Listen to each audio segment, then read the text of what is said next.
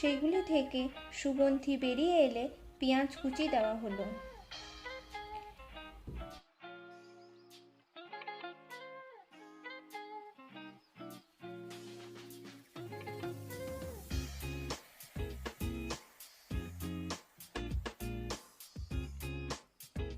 পেঁয়াজগুলো সামান্য পরিমাণ লাল হয়ে এলে আদা রসুনের পেস্টটা দিয়ে দিতে হবে।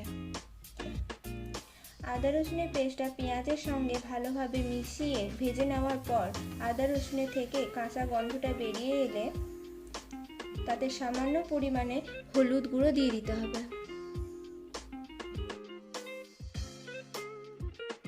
পরিমাণ অনুযায়ী সবজি মশলা, জিরে গুঁড়ো, ধনে গুঁড়ো দিয়ে দিতে হবে। মশলাগুলোকে দেওয়ার পর ভালোভাবে মিশিয়ে নিতে হবে।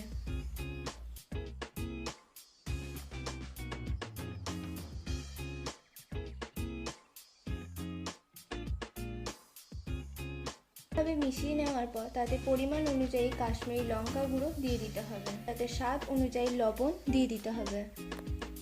তারপর মশলাগুলোকে ভালোভাবে মিশিয়ে নিতে হবে। এগুলো মিশিয়ে নেওয়ার পর কাঁচা লঙ্কা কুচি, টমেটো কুচি দিয়ে দিতে হবে। ভালো করে মিশাতে হবে যাতে টমেটো থেকে কাঁচা গন্ধটা বেরিয়ে যায়।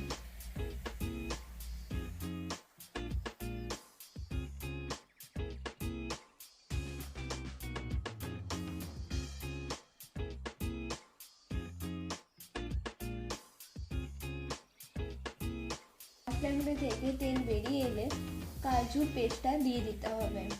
কাজুর পেস্টটার সঙ্গে মশলাগুলিকে ভালোভাবে মিশিয়ে নিতে হবে।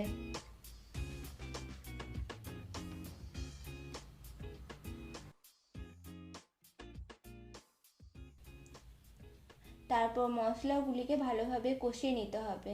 কষিয়ে নেওয়ার পর মটরশুঁটিগুলো দিয়ে দিতে হবে।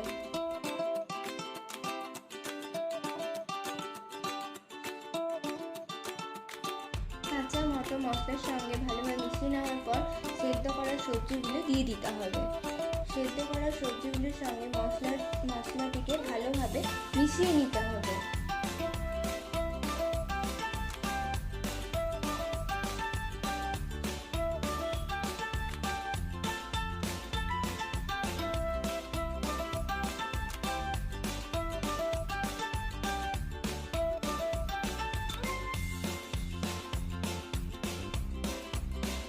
ভালোভাবে মিশিয়ে নেওয়ার পর পরিমাণ অনুযায়ী জল দিয়ে দিতে হবে।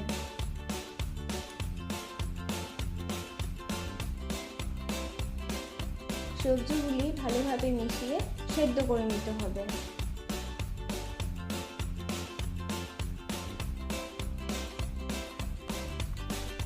ভালোভাবে সেদ্ধ হয়ে গেলে তার উপরে গরম মশলা ছড়িয়ে দিতে হবে। 1 চামচ বাটার দিয়ে দিতে হবে।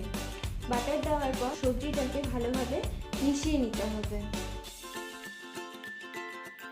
লাস্টে ধনেপাতা কুচি দিয়ে পরিবেশন করুন। আপনারা এই রেসিপিটি অবশ্যই বাড়িতে একবার বানিয়ে দেখবেন। আশা করি আপনাদের খুব ভালো লাগবে। বন্ধুরা, রেসিপিটি ভালো ভালো লেগে থাকলে লাইক করে দেবেন।